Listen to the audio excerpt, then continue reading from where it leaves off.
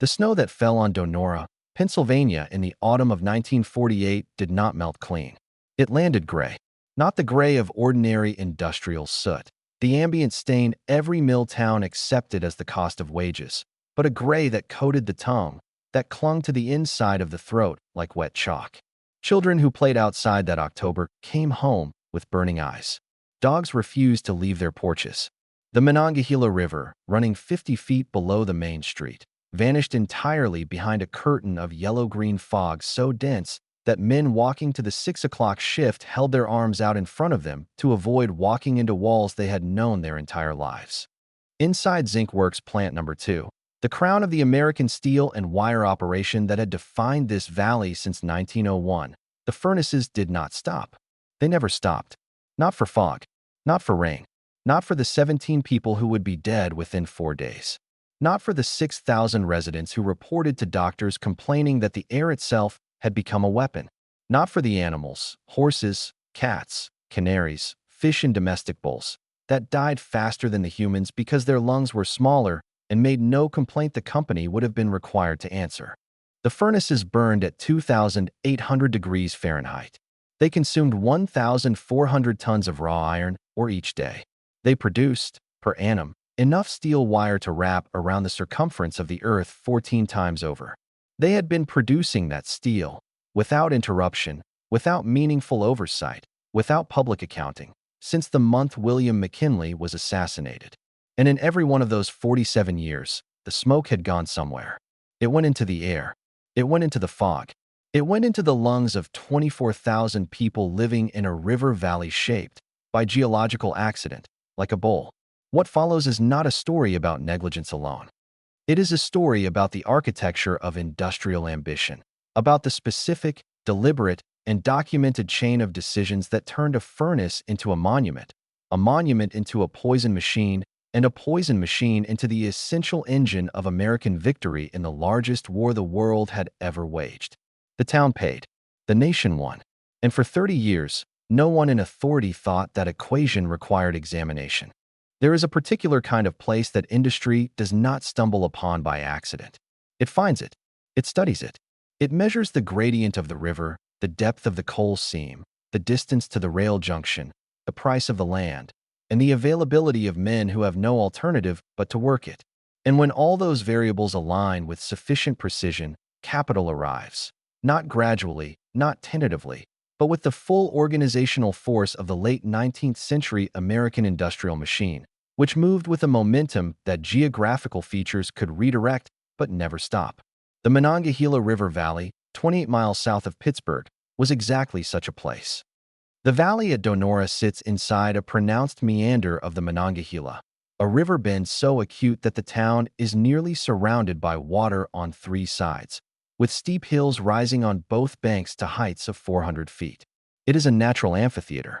In geological terms, it is a depositional valley, carved over millennia by glacial meltwater, its floor flat enough to build upon, its walls steep enough to shelter industry from wind. In meteorological terms, though no one in 1898 framed it this way, it is a trap. Temperature inversions, the atmospheric phenomenon in which a layer of warm air sits above cooler surface air and prevents vertical mixing, occur in river valleys with unusual frequency. In a valley shaped like Donora's, narrow, deep, oriented east-west against the prevailing wind patterns of southwestern Pennsylvania, those inversions can hold for days at a time. The cold air settles to the floor. The warm air above it acts as a lid. Whatever is released at ground level stays at ground level. In 1898, none of this was the language of public health assessment. It was simply terrain. What the terrain offered the Union Steel Company, predecessor to the operation that would become American Steel and Wire, itself absorbed into the United States Steel Corporation by 1901, was something more immediately legible than meteorology. It offered river access for raw material transport. It offered proximity to the Connellsville coal fields, whose high-carbon coking coal was the essential fuel of blast furnace ironmaking. It offered the Pittsburgh and Lake Erie Railroad line running directly along the riverbank. And it offered land, flat, undeveloped river bottom land, at prices that reflected the valley's agricultural limitations rather than its industrial potential. The town of Donora did not exist before the decision to build there. It was platted in 1900, its name a compressed amalgamation of William Donner, one of the plant's principal investors, and Nora Mellon, wife of Andrew Mellon, whose banking house provided critical financing for the operation. The town was, in the most literal sense, a company creation, its streets laid out in a grid designed to move workers from residential lots to plant gates with minimum friction, its commerce dependent from the first day on the wages the furnace paid. By 1910, Donora had 14,000 residents. By 1920, it had over 20,000. They came from Poland, from Hungary, from Italy, from the rural American South, from every geography that exported desperation to the steel valleys of western Pennsylvania. They came because the furnace was hiring. They stayed because the furnace was all there was. The valley had been chosen. The people had arrived. The machine was already running. And above the town, on the hills that trapped the cold air every winter morning, the trees had already begun to die. The first structural steel for the Donora plant arrived by barge on the Monongahela in the spring of 1899. It came in sections, rolled I-beams, and channel iron fabricated at mills upstream in Pittsburgh, offloaded by hand onto the flat river bottom where the construction site had been cleared of its thin topsoil and graded to a level tolerance of less than 2 inches across 14 acres. The men who offloaded it were paid $1.10 per 10-hour day. The foremen who directed them were paid $1.75. The engineers who had designed the facility from their offices in Pittsburgh had salaries that were not discussed in the presence of laborers. What they were building was not a single furnace, but a complex, an integrated industrial organism whose components were designed to function in continuous, interdependent operation. At its core would be the blast furnace stack itself, a steel-shelled, brick-lined cylinder 78 feet tall and 22 feet in diameter at its widest point, capable of processing 400 tons of pig iron per day when first commissioned, with engineering provisions already incorporated for future expansion to double that capacity. The shell was constructed from half-inch boilerplate steel, bolted in courses, with an interior lining of firebrick selected for its resistance to temperatures that would eventually exceed 3,000 degrees Fahrenheit at the Tuyere zone, the critical combustion level where preheated air blasted in at pressures of up to 25 pounds per square inch to sustain the chemical reactions that separated iron from ore. The chemistry of a blast furnace is ancient in principle and enormous in scale. Iron ore, primarily hematite, iron oxide, is charged into the top of the stack in alternating layers with coke and limestone. As the charge descends through zones of increasing heat, the carbon monoxide produced by the burning coke strips oxygen from the iron oxide through a process of chemical reduction. The limestone acts as a flux, combining with silica and other impurities to form slag, which floats above the molten iron and is drawn off separately. What remains, tapped through a clay plug notch at the furnace hearth every 4 to 6 hours, is pig iron, liquid metal at 2,600 degrees Fahrenheit, poured into molds or conveyed directly to steel-making furnaces downstream. But the Donora operation was not designed to stop at pig iron. The strategic decision, made by Union Steel's board of directors in 1898 and confirmed when U.S. Steel absorbed the operation 3 years later, was to build a fully integrated facility that could take raw ore and produce finished wire products in a single continuous process. This required, in addition to the blast furnaces, a Bessemer converter shop, a rod mill, a wire drawing department, and, most consequentially, a zinc works. The zinc smelting operation was a separate industrial process, grafted onto the primary steel complex to exploit the economic logic of co-located smelting capacity. Zinc was in heavy demand for galvanizing, the electrochemical process of coating steel wire and sheet to prevent corrosion, and Donora's wire production made a captive zinc supply commercially attractive. The zinc works used horizontal retort furnaces, each operating at temperatures between 1,800 and 2,000 degrees Fahrenheit, reducing zinc ore through combustion and collecting zinc vapor that condensed in ceramic receivers downstream. The byproducts of zinc smelting, sulfur dioxide, zinc oxide particulates, lead compounds, fluoride gases, were not retained, processed, or neutralized. They were exhausted directly into the air through stacks that, in 1901, were considered of adequate height by the engineering standards of their time. Those standards did not account for temperature inversions. They did not account for valley topography. They did not account for 30 years of cumulative atmospheric loading in a community of 20,000 people with no other air to breathe. Construction of the full complex was completed in stages between 1899 and 1901. On the day the first heat was tapped, a ceremony attended by company officials, local politicians, and several hundred workers who had built the thing with their hands. The Donora zinc works stack emitted its first plume of sulfurous smoke into the clear October sky. The men who watched it rise cheered. They were cheering for wages. They were cheering for permanence. They were cheering because in 1901, a running furnace meant a family that ate, and everything else was someone else's problem. The smoke climbed. The valley walls caught it, and the arithmetic of accumulation began. To stand at the casting floor of a working blast furnace is to understand, in the most immediate physical terms, why the 19th century called this process sublime. The heat arrives before the light does. 40 feet from the tap hole, the air temperature exceeds 140 degrees Fahrenheit, and the skin registers it not as warmth, but as pressure, a continuous, sourceless compression against every exposed surface. The sound is not a roar in the conventional sense.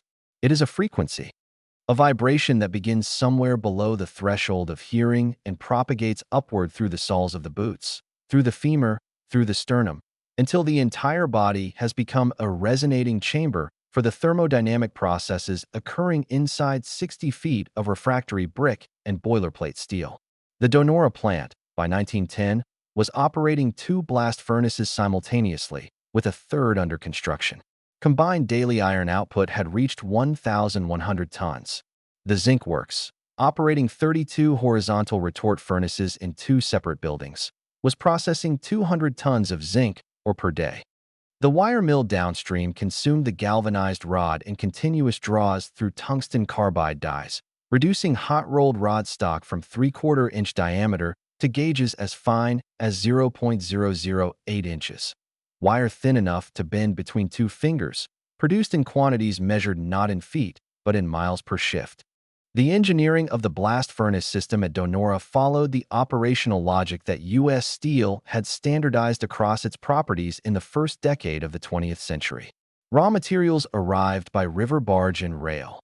Iron ore from the Lake Superior ranges via Great Lakes shipping and Pittsburgh rail connections, limestone from quarries in western Pennsylvania and Ohio, coking coal from the Connellsville fields 15 miles to the southeast.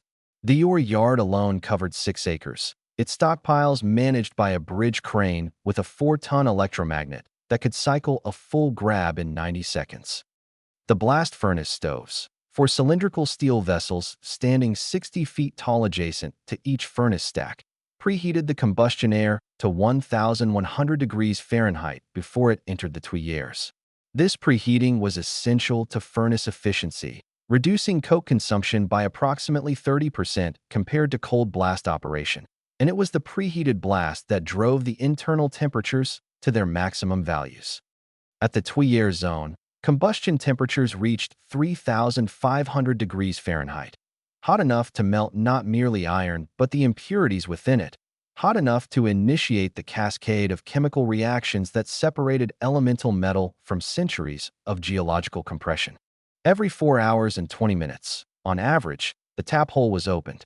A cast iron drill mounted on a hydraulic swing arm bored through the clay plug at the furnace hearth, and the iron ran. A river of liquid metal at 2,600 degrees, orange-white at its center, darkening to red at its skin where it contacted the air of the casting floor. It ran at approximately 12 tons per minute into the torpedo ladles that carried it to the Bessemer converters, and on the days when the Bessemer shop was down for maintenance, it ran into sand molds on the casting floor and cooled into pig iron that would be remelted elsewhere.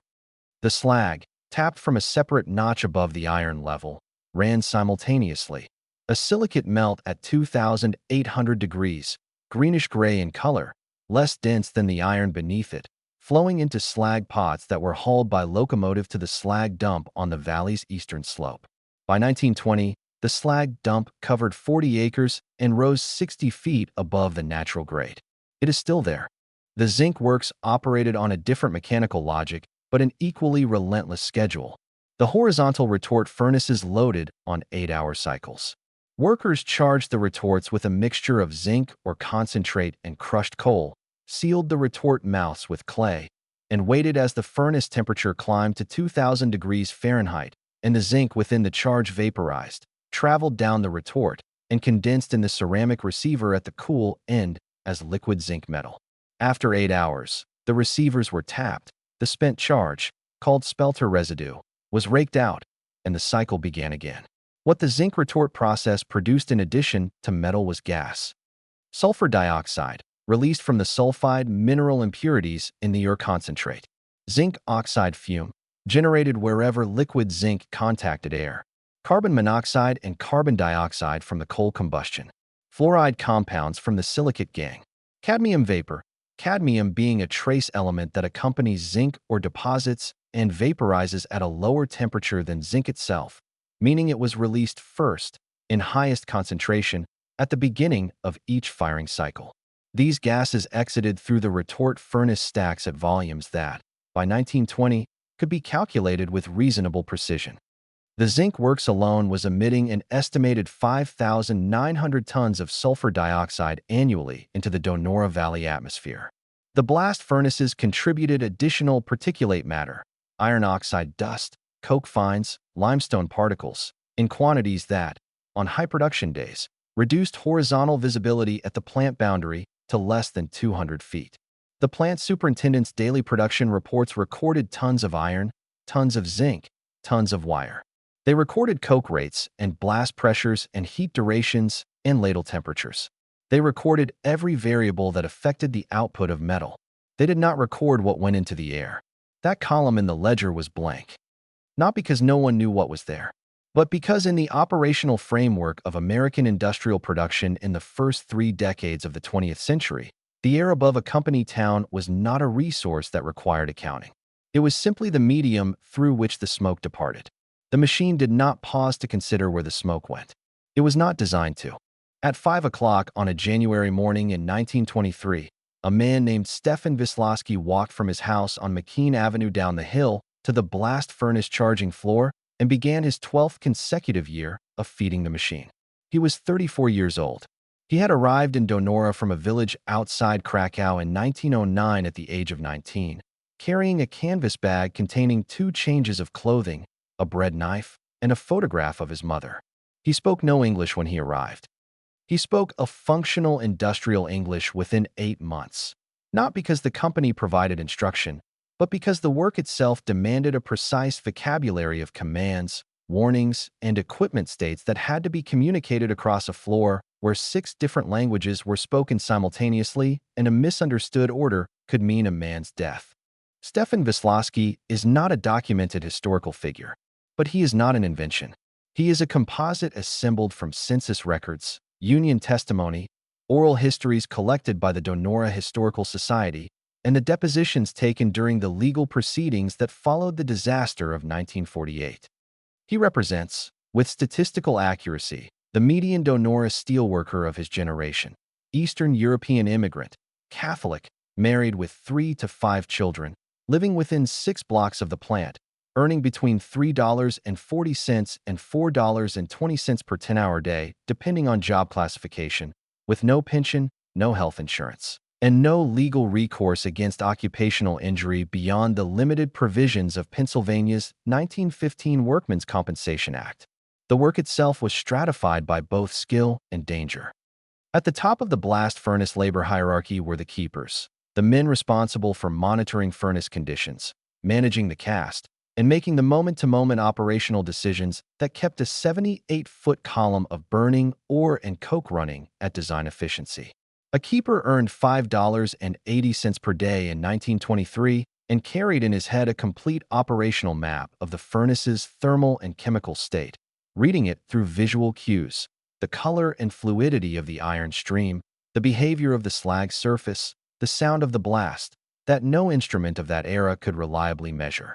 Below the keepers were the cast house laborers, the stockhouse workers, the slag handlers, the stove tenders, the locomotive operators who moved ladles and slag pots across the casting floor on a network of narrow-gauge track. And at the bottom of the zinc works, Performing the most physically punishing and atmospherically dangerous work in the entire complex were the retort chargers and drawers, the men who loaded and unloaded the horizontal furnaces by hand.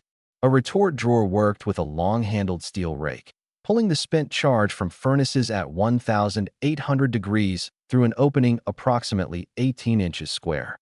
The spent charge, a mixture of coked coal ash and zinc silicate residue, emerged at temperatures that ignited the wood handles of inadequate tools.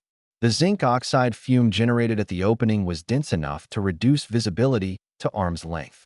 Workers were issued dampened cloth masks in the 1910s, upgraded to rudimentary respirators in the 1920s, neither of which provided meaningful protection against the submicron zinc oxide particles that penetrated lung tissue at the alveolar level. Metal fume fever, the occupational illness caused by acute inhalation of freshly generated zinc oxide particles, was so common among retort workers that it had acquired a local name. Workers called it the Monday sickness because its cyclical nature, symptoms appearing 8 to 12 hours after first exposure of the workweek, subsiding with repeated exposure, then returning after the weekend break, matched the weekly schedule precisely. Symptoms included fever, chills, muscle ache, and chest tightness severe enough to prevent sleep. It was considered, by workers and management alike, an unavoidable condition of the job, roughly analogous to the aching muscles of agricultural labor. No one died of metal fume fever acutely, so it was not treated as a medical emergency. What its cumulative effects over 10 or 20 years of weekly exposure did to pulmonary tissue was not studied, because studying it would have required acknowledging that the work environment was injuring the workers, and acknowledging that would have implied an obligation to change it, and changing it would have cost money that the production ledger did not accommodate. The men worked 6 days per week. In the years of peak wartime production, 7. They worked through summers when the casting floor temperature exceeded 160 degrees Fahrenheit, and through winters when the walk from the plant gate to the furnace floor crossed air so cold that the sweat in a man's shirt froze between the locker room and the charging aisle. They worked through the influenza pandemic of 1918, when the company did not suspend operations and the plant infirmary recorded 340 cases in 6 weeks. They worked with injuries that in other industries would have constituted grounds for medical leave: burns, lacerations, crush injuries to hands and feet from ladle equipment.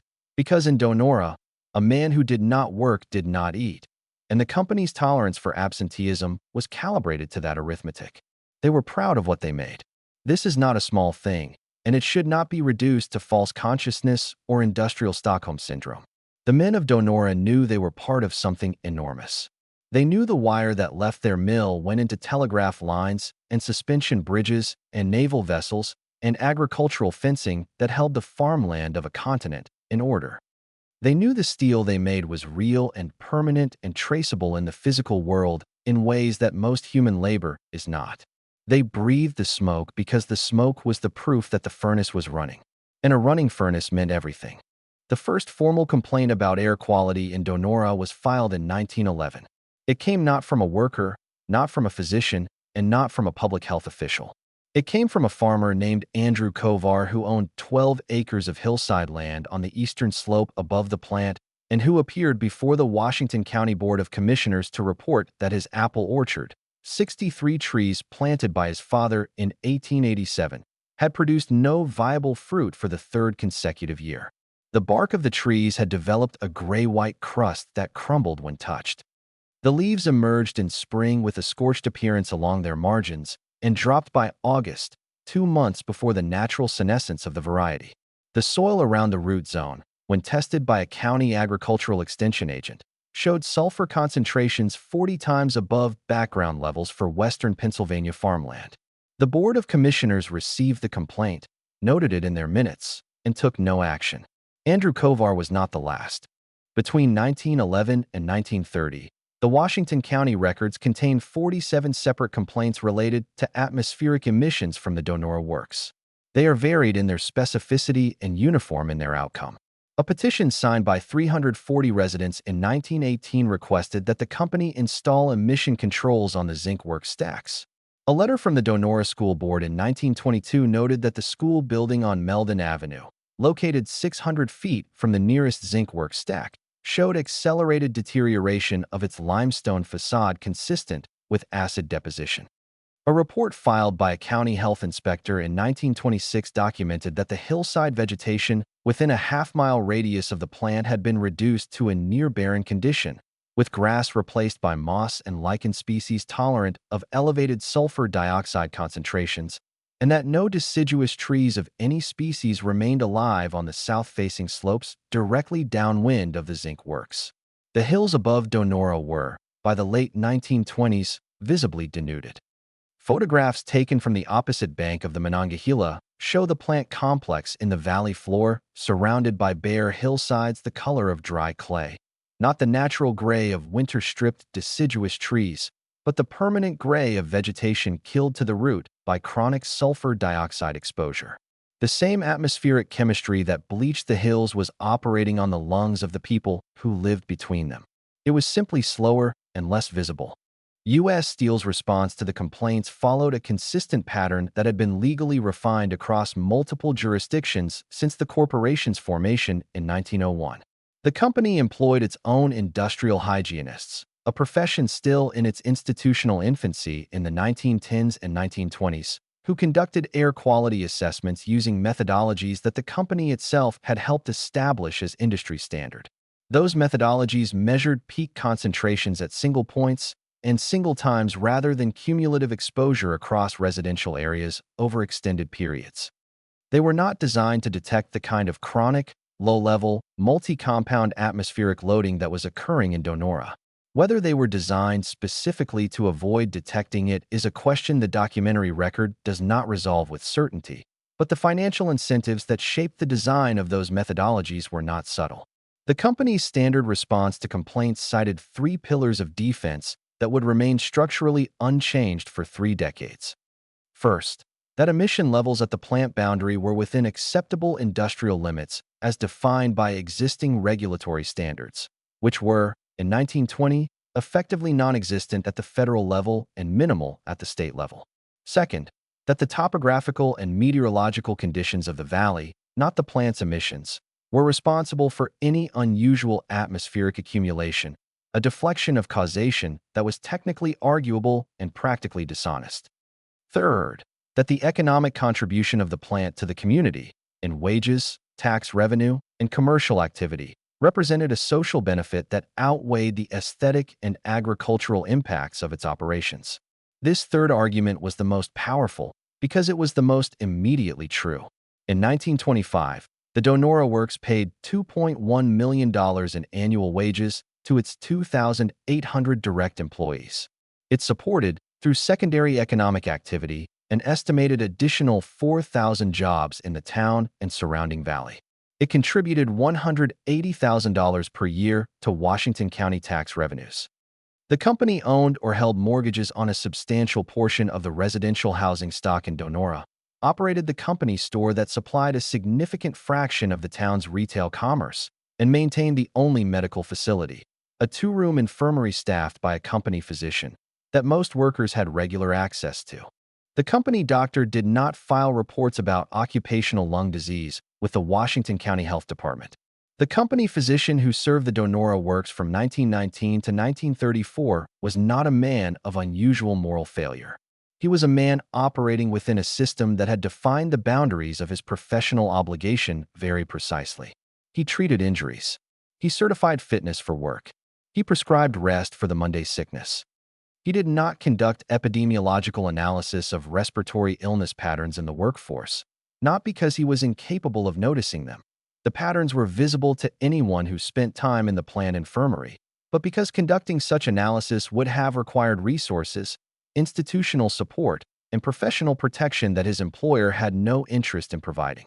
The warnings accumulated in the filing cabinets of county offices and company records rooms, each one noted and none acted upon, building a paper record of foreknowledge that would become legally significant only after people were dead.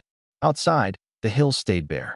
Inside the valley, the air thickened by increments too gradual for any single year to register as alarm, and the children who were born in Donora in 1920 grew up believing that the smell of sulfur in the morning air was simply the smell of the place where they lived.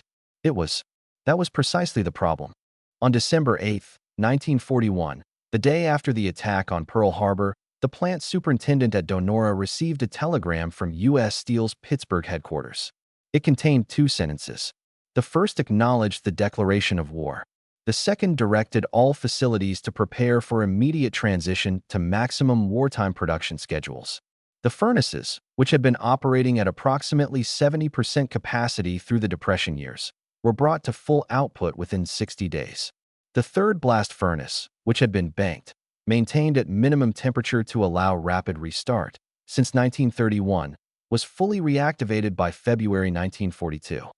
A fourth furnace, constructed on an accelerated 18-month timeline using prefabricated components manufactured at U.S. Steel's Gary, Indiana facility, came online in August 1943.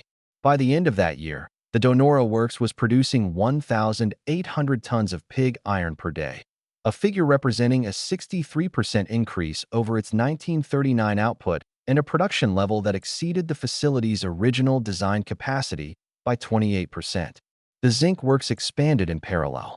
12 additional retort furnaces were installed in a new building constructed on the riverbank immediately south of the existing complex, bringing the total retort count to 44. Zinc output reached 320 tons per day. The wire mill ran 3 shifts without interruption, 7 days per week, producing barbed wire for military perimeter installations, high-tensile wire for artillery shell casings, galvanized wire rope for naval rigging, and the fine-gauge wire used in the communications infrastructure of theater-level military operations across both the European and Pacific fronts. The steel from Donora went into Sherman tanks. It went into the hulls of Liberty ships assembled at the yards in Baltimore and Philadelphia. It went into the Norden bomb sites and the landing craft and the temporary bridges thrown across the Rhine by Army engineers in the spring of 1945. It went into the physical infrastructure of the largest military mobilization in human history, and it went there in quantities and at speeds that the pre-war economy had never demanded and the peacetime regulatory environment had never had to accommodate. The wartime production expansion at Donora was replicated across the entire American steel industry, and the human and environmental costs of that expansion were, by deliberate federal policy, subordinated to the requirements of production. The War Production Board, established in January 1942, held authority over industrial output that superseded state and local regulatory agencies. Environmental complaints were reclassified in the practical operation of the wartime administrative apparatus as non-essential civilian concerns. Coal smoke over Pittsburgh, sulfur dioxide over Donora, particulate emissions over Gary and Cleveland and Youngstown. These were not problems to be solved. They were the visible evidence that the arsenal of democracy was functioning. This was not cynicism. It was a genuine moral calculus made under conditions of genuine existential urgency, and it is impossible to evaluate it honestly without acknowledging both its operational necessity and its human cost. The men of Donora understood the necessity. They had sons in the Pacific. They had brothers in North Africa. They read the casualty lists in the Donora Herald with the same sick attention as every other American community, and they fed the furnaces with a dedication that required no supervision and no incentive beyond the knowledge of what the metal was for. But the furnaces did not know what the metal was for. The furnaces knew only heat and ore and blast pressure and the chemistry of reduction. They produced, along with the iron and the zinc and the wire, the same sulfur dioxide and zinc oxide fume and fluoride gas and cadmium vapor they had always produced, now at 163% of their previous rate, now sustained without seasonal reduction or maintenance shutdown, now compounded by the emissions of a fourth furnace and 12 additional zinc retorts operating in a valley whose atmospheric carrying capacity had been exceeded by any reasonable calculation sometime in the mid-1930s. The smoke that rose from Donora in 1944 was thicker than it had ever been. The valley walls that trapped it were the same walls they had always been. The temperature inversions that sealed the valley floor for days at a time occurred with the same meteorological regularity they had always occurred. The cumulative burden on the atmosphere above the town, the total loading of sulfur dioxide, zinc oxide, fluoride compounds, and heavy metal particulates that had been deposited into that contained airspace over 43 years of continuous operation, had reached a threshold that required only one specific meteorological event to become catastrophic. That event was not a malfunction. It was not an accident in any engineering sense. It was not the result of an equipment failure or a human error or an extraordinary operational decision. It was October in a river valley in southwestern Pennsylvania. It was fog. The fog arrived on the morning of Tuesday, October 26, 1948, and it did not behave like fog. Fog disperses. It thins at midday when solar radiation warms the surface air, breaks with wind, lifts with the diurnal convection cycle that governs every valley atmosphere in temperate latitudes. The residents of Donora had lived with river fog their entire lives. The cold season morning ground fog that rose off the Monongahela and filled the valley floor to a depth of 20 or 30 feet before burning off by 9 o'clock. They knew its texture and its smell and its duration. They were not alarmed by fog. What arrived on October 26th was a temperature inversion of unusual depth and stability, driven by a high-pressure system that had stalled over the Ohio Valley and compressed the atmospheric column above the Monongahela drainage to a degree that forecasters at the Pittsburgh Weather Bureau, reviewing their radiosonde data that morning, noted as significant but not unprecedented. At the surface, the air temperature was 47 degrees Fahrenheit. At 400 feet, the height of the valley walls, it was 54 degrees. The warm air above acted as a physical ceiling. The cool air below could not rise. The furnaces continued to operate at full wartime level output because by October 1948, the wartime production tempo had never been fully unwound. Post-war steel demand, driven by the construction boom and the Marshall Plan's requirements for exported industrial material, had kept the Donora Works running at 94% of its 1944 peak. The zinc works ran all 44 retorts. The wire mill ran 3 shifts. By Wednesday morning, October 27th, the fog had not lifted. It had thickened. The first unusual feature residents noted was the smell, not the familiar background sulfur of ordinary Milltown air, but something sharper and more complex, a layered chemical presence that burned at the back of the throat independently of any inhalation effort, as though the air itself had become reactive. The second feature was visibility. By Wednesday afternoon, visibility on Donora's Main Street had dropped to 4 feet. Automobile drivers could not see the front of their own vehicles.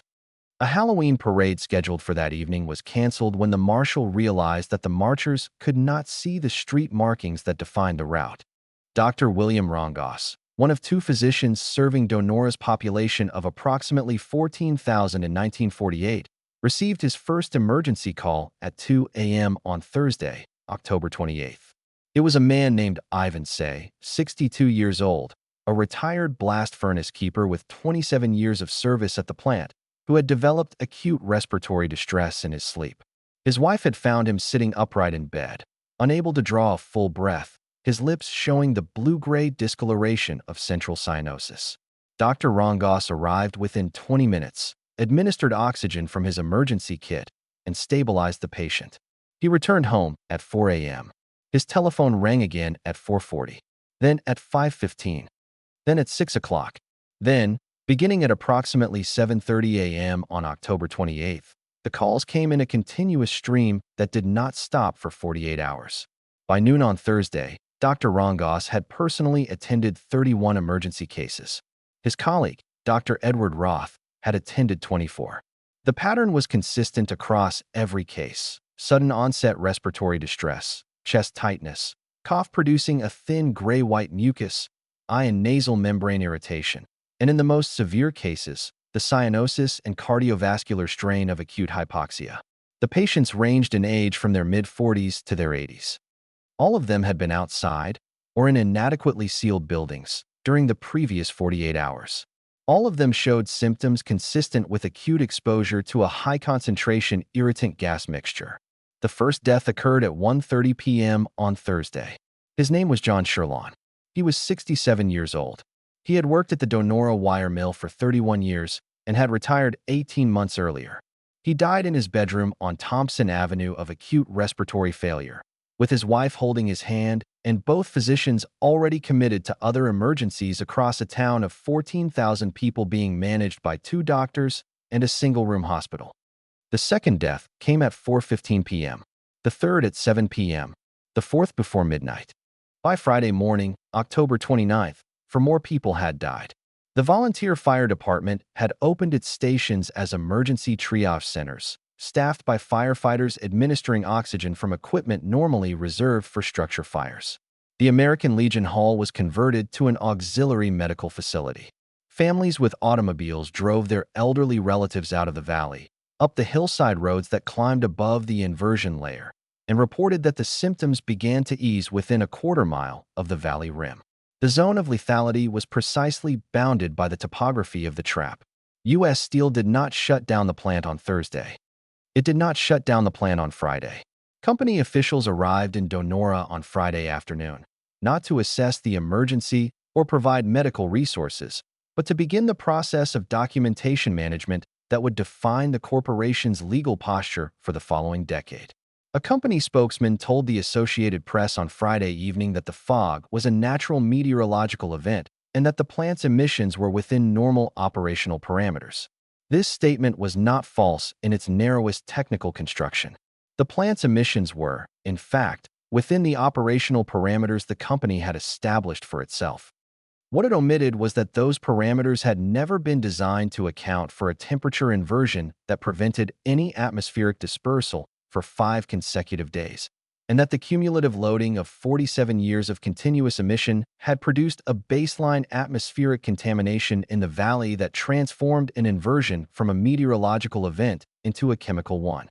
The plant was partially curtailed on Saturday, October 30th, after intervention by the mayor of Donora, August Chambon, who made the request personally and in terms that the company's superintendent could not publicly decline without generating a newspaper headline that the company's legal team had specifically advised against. The partial curtailment reduced zinc works output by approximately 40%. The fog began to break on Sunday, October 31st, driven by a frontal system moving in from the northwest that finally disrupted the high-pressure stall and restored normal atmospheric circulation to the valley. Within 6 hours of the inversion's collapse, the air at street level in Donora was measurably cleaner than it had been since Tuesday morning. The count when it was over, 20 people dead within 30 days of the event, a figure that epidemiologists would later revise upward when excess mortality data for the following 12 months was analyzed. 6,000 people, 43% of Donora's entire population, had sought medical attention or reported significant symptoms during the 5-day event. Of those 6,000, the majority showed some degree of pulmonary injury detectable by physical examination. The fraction showing permanent impairment would not be accurately counted because the study designed to count them was never completed. The furnaces were running again at full capacity by Monday morning. The investigation began within 2 weeks of the last death. It was, on its surface, a serious institutional response. The United States Public Health Service dispatched a team of researchers to Donora in November 1948, led by Dr. Helmut Schrenk, chief of the Environmental Health Research Unit at the Bureau of Mines. The Pennsylvania Department of Health assigned its own investigators. Washington County opened a formal inquest. The American Steel and Wire Division of U.S. Steel, the direct operating entity, retained a team of industrial hygienists and atmospheric chemists from a consulting firm whose previous clients included several of U.S. Steel's competitors, a fact that was noted in the contemporaneous press coverage and then largely forgotten. The federal investigators worked in Donora through the winter of 1948 and into the spring of 1949. They collected air quality samples, reviewed plant emission records, interviewed survivors, examined medical records where available, and commissioned laboratory analysis of tissue samples from the deceased. Their work was thorough by the methodological standards of 1948 industrial hygiene research and constrained by those same standards in ways that would prove consequential. The final federal report, formally titled Air Pollution in Donora, Pennsylvania, Epidemiology of the Unusual Smog Episode of October 1948, was published in 1949. It was 173 pages long. It identified sulfur dioxide, zinc ammonium sulfate, and fluoride compounds as the primary toxic agents. It documented the meteorological conditions of the inversion with precision. It confirmed that the deaths and illnesses were causally related to atmospheric contamination from the industrial operations in the valley. It noted that the pattern of illness correlated with both proximity to the plant and pre-existing respiratory conditions, meaning that the most vulnerable members of the community, the elderly, the chronically ill, those already weakened by decades of background exposure, had been most severely affected. What the report did not do was assign legal responsibility. The language of the report, examined against the evidentiary record it had assembled, is a document of deliberate evasion at the level of conclusion. The data in the body of the report supported a finding that U.S. Steel's operations had directly caused the deaths of 20 people and the acute illness of 6,000. The conclusion section of the report characterized the event as the product of an unusual combination of meteorological and industrial factors that had not been individually sufficient to produce catastrophe and had not been previously observed in combination. This framing, the disaster as a unique convergence rather than a predictable consequence of documented conditions, was legally significant. A unique convergence implies no precedent and therefore no negligence. A predictable consequence of documented conditions, which is what 47 years of complaint records and denuded hillsides and corporate air quality assessments actually established, implies foreknowledge, and foreknowledge of preventable harm, in American tort law, is the foundation of liability.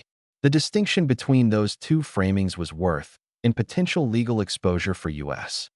Steel, a sum that contemporary legal analysts estimated in the range of $40 to $60 million in civil damages, an amount equivalent to the corporation's entire net income for approximately 18 months of operation.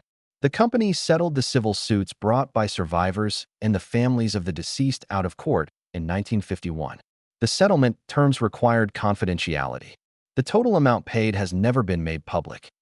The individual settlements, described by the attorneys who negotiated them as inadequate by the standards of the documented harm, were accepted by families who had no financial resources to sustain multi-year litigation against the legal apparatus of the largest steel corporation in the world.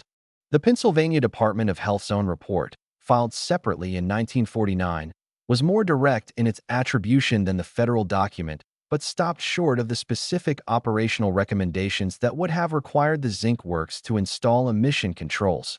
Controls that existed in engineering literature, had been implemented at comparable facilities in Germany and Britain, and had been proposed in internal U.S. Steel documents as early as 1937. Those internal documents, a series of engineering memoranda prepared by the company's own Atmospheric Pollution Committee between 1937 and 1940, were not voluntarily disclosed during the investigation. Their existence was established through subsequent research by environmental historians in the 1990s. They show, with the specificity of engineering calculation rather than the ambiguity of epidemiological inference, that U.S. Steel's own technical staff had identified the Donora Valley's atmospheric saturation risk, had estimated the conditions under which a meteorological event could produce mass casualty outcomes, and had proposed a remediation plan at an estimated capital cost of $2.3 million. That was reviewed by the company's finance committee and declined on the grounds that the probability of a catastrophic event did not justify the expenditure. The probability calculation was wrong by 11 years. The documents did not alter the legal outcomes. The statutes of limitations had expired. The settlements had been signed. The men who had made the finance committee decision in 1940 had retired or died. The company had reorganized its operating structure in ways that diffused direct operational responsibility across multiple corporate entities. The zinc works at Donora continued to operate until 1957, when it was closed, not by regulatory order, not as a consequence of the 1948 disaster, but because the retort smelting technology it employed had been rendered economically obsolete by the electrolytic zinc refining process developed in the 1950s, which produced higher purity metal at lower unit cost from facilities that did not need to be located in river valleys adjacent to blast furnaces. The market closed what the law could not. The blast furnace at Donora was demolished in 1966. It came down in stages, the stoves first, their steel shells cut apart by acetylene torches wielded by workers who had been hired specifically for the demolition and who had no personal history with the structure they were dismantling. Then the charging equipment, the skip hoists and bell mechanisms, and the iron framework of the stockhouse. Then the furnace stack itself, brought down not by implosion, but by the methodical removal of its structural supports at the base, a process that took 11 days and produced a quantity of scrap steel that was sold back into the market the furnace had spent 65 years supplying. By the time the last section of the stack hit the ground, the town it had defined was already coming apart. Population decline in Donora had begun in the early 1950s, accelerated through the decade, and by 1966 had reduced the town from its peak of over 20,000 residents to fewer than 11,000. The decline was not uniform. It followed the contours of economic option, those with education, with transferable skills, with the financial reserves to absorb the cost of relocation, left first. What remained was a community disproportionately composed of the elderly, the economically immobile, and those whose physical condition, compromised by decades of atmospheric exposure, made the practical demands of relocation difficult to meet. The long-term health consequences of 30 years of chronic exposure to the Donora Valley's air were never systematically documented in the way that a properly designed prospective epidemiological study would have documented them. The study that should have followed the 1948 disaster, a long-term cohort study tracking the health outcomes of the 6,000 symptomatic survivors against a matched control population, was proposed by federal researchers in 1949, partially funded in 1950, and quietly defunded in 1951 when its continuation became entangled in the civil litigation strategy of U.S. Steel's legal team, who had correctly identified that a completed longitudinal study would produce precisely the kind of quantified, peer-reviewed evidence of long-term harm that confidential out-of-court settlements were specifically designed to prevent from entering the public record. What exists instead is fragmentary and inferential, but not ambiguous in its direction. A follow-up survey conducted by the Public Health Service in 1957, 9 years after the acute event, found that Donora residents who had been symptomatic during the 1948 smog showed statistically significant excess rates of cardiovascular disease, chronic obstructive pulmonary disease, and reduced lung function compared to a comparison population in a nearby community without industrial air pollution exposure. The excess mortality rate in the symptomatic group was 26% above the comparison population for the 9-year follow-up period.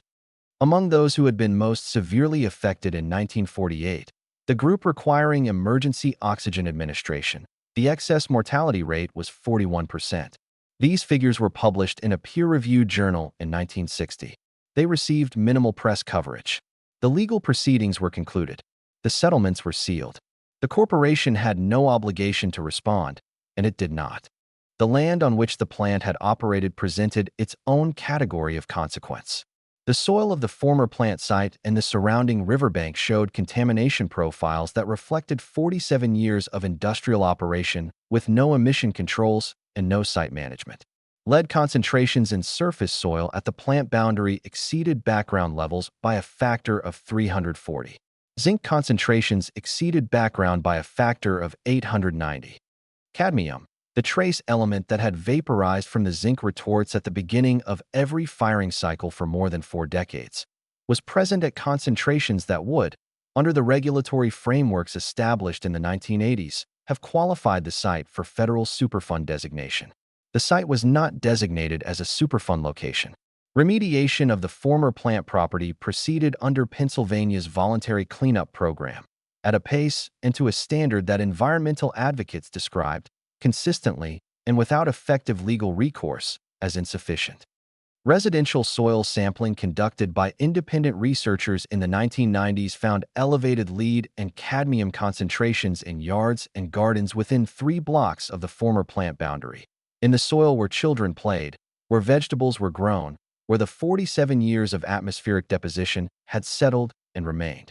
The river received its own accounting. The Monongahela at Donora carried, in its sediment load below the former plant site, a chemical signature of the operation that hydrological studies in the 1980s could trace downstream for 11 miles.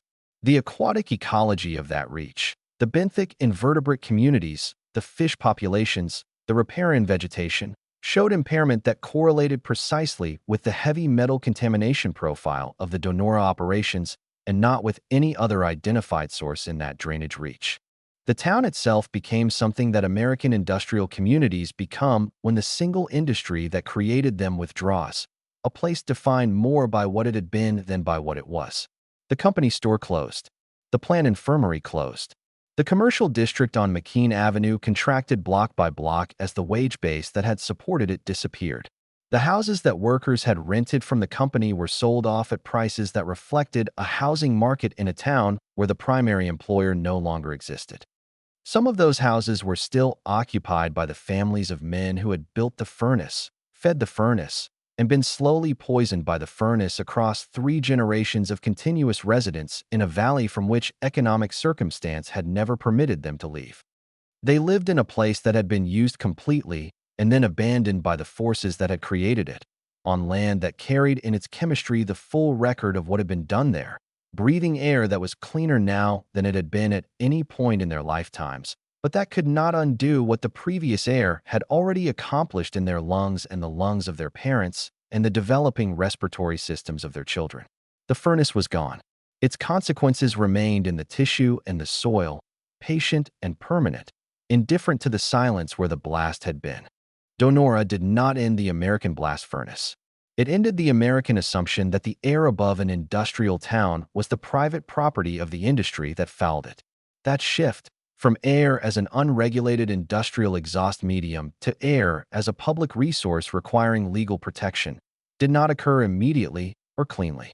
It occurred across 15 years of legislative struggle, scientific accumulation, and repeated atmospheric disasters that followed Donora with a regularity that left no honest observer room to characterize any single event as anomalous.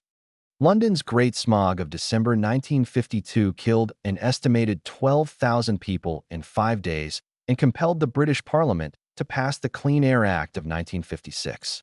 In the United States, the path was slower and more contested because the industrial interests arrayed against federal air quality regulation were larger, better financed, and more deeply embedded in the political economy of the post-war growth consensus than their British counterparts. The Federal Air Pollution Control Act of 1955 was the first American legislation to address air quality at the national level. It was, in its operational provisions, almost entirely without enforcement authority, a research funding mechanism that acknowledged the problem while carefully avoiding any structural challenge to the industrial practices that created it.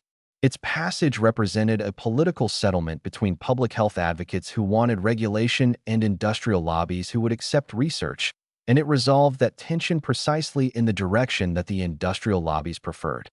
The Clean Air Act of 1963 moved further, but remained structurally deferential to state authority, a federalism constraint that reflected the political geography of air pollution regulation, that the states most heavily polluted were frequently the states most economically dependent on the industries doing the polluting, and therefore the states least likely to regulate them aggressively in the absence of federal mandate. The Clean Air Act of 1970 was different in kind from its predecessors. It established national ambient air quality standards, specific, measurable, legally enforceable concentration limits for the primary pollutants, and it gave the newly created Environmental Protection Agency authority to impose those standards on states and industries regardless of local economic considerations. The legislative history of the 1970 Act contains multiple explicit references to Donora.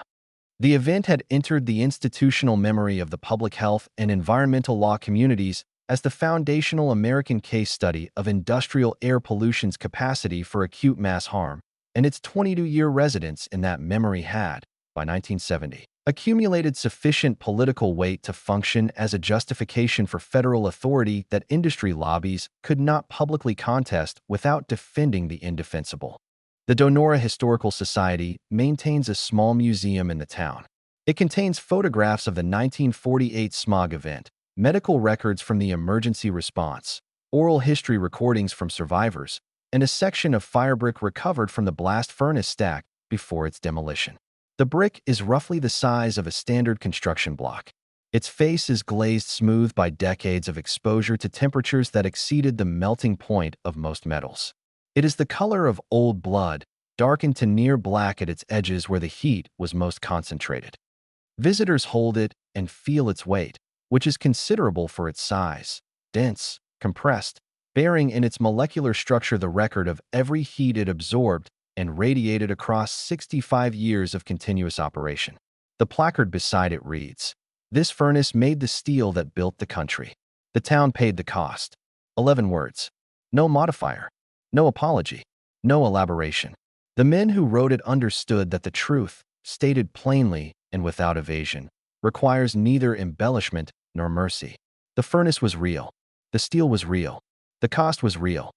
The country that consumed the steel and ignored the cost for 30 years was real, and it persists, and it continues to negotiate.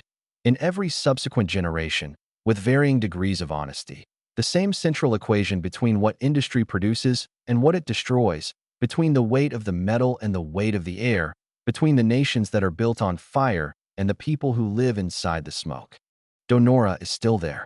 The furnace is gone, but the valley remains. And on cold mornings in October, when the high pressure settles over the Ohio Valley and the temperature inversion seals the Monongahela drainage against the sky, the fog still comes in low and dense and slow and sits between the hills with a patience that has no memory of what it once carried.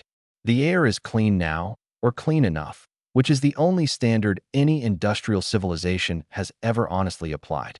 But the hills above Donora have still not fully recovered their trees.